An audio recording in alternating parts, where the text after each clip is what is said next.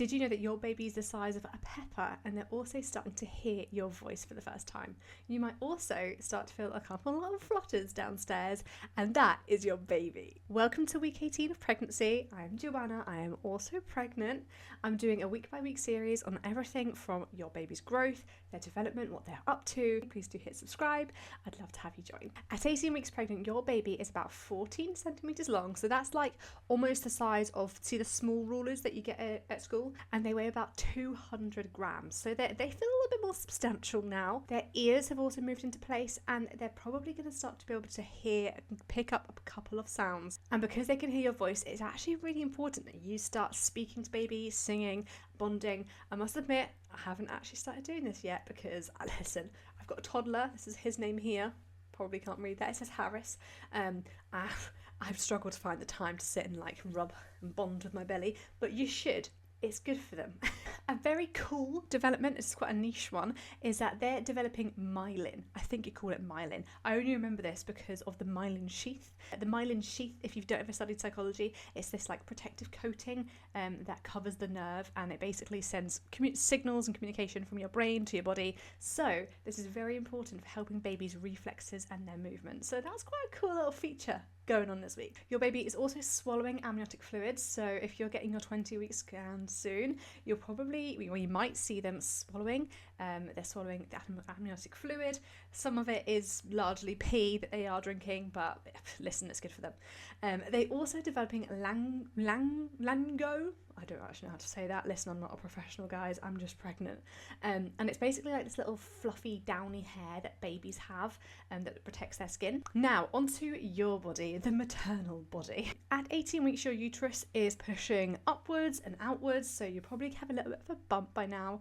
And this also means that the pressure is kind of off of your bladder a little bit. So in the first trimester, you have a lot of pressure on your bladder. You need to go for a wee a lot. This hopefully shouldn't be as bad by this point, which is good because it'll probably come back for the third trimester. Second pregnancy spoilers, I'm just saying. Your cardiovascular system is also adjusting. You might find that you're a little bit dizzy. Your blood pressure can lower a little bit, so don't stand up too quickly. You might get a bit of a head rush, feel a bit dizzy. I know I sometimes do. Common symptoms. So at 18 weeks pregnant, there are a few symptoms that you're likely to experience, and you are likely to start feeling your baby. It might not be yet.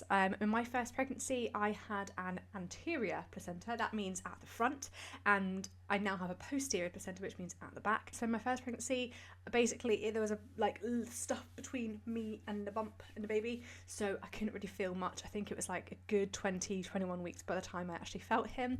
Whereas this time around with my posterior placenta, I feel baby. I've been feeling her kick since like week 16.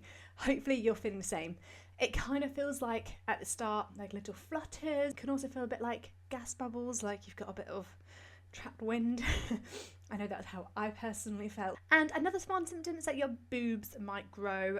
This has been something I've been saying in literally every single video. Milk glands are kicking in and ready to start getting ready for breastfeeding. I think actually around maybe week 16, week 18, you can actually have your milk to start coming in, your colostrum. So if you have any leakiness, that's completely normal. I am still breastfeeding, so I'm well versed in the whole milk situation. 3 fun facts before I move on to my experience. Number 1, baby can probably hear your voice and your heartbeat, so they can hear the outside world, like little muffled sounds. Speaking to your baby is amazing for language development. Basically, although they can't understand words at this point, I remember reading a lot of research about this in my first pregnancy, that basically like babies can pick up like speech patterns, so like the melody and sort of rhythm in which you speak, which sets them up for like, it's like pre-linguistic skills. I don't know if you can hear that, but that is my child in the background saying Ray Ray. Hi. Is Mummy on the camera too? And Daddy's in the camera too. And Daddy's in the camera too in the back. Should we go and get some raisins? Daddy. Should we say bye-bye? Should we say bye-bye? Yeah. That's our cat. This is what you will end up with at some point after your pregnancy. A little bundle of joy. With this reusable nappies on. With this reusable nappies on. Anyway, away you go get some raisins. Anyway, away you go get some raisins. Bye-bye. Ray Ray. Ray Ray. Mummy will come soon. Mummy will come soon. I was going to say love you, bye.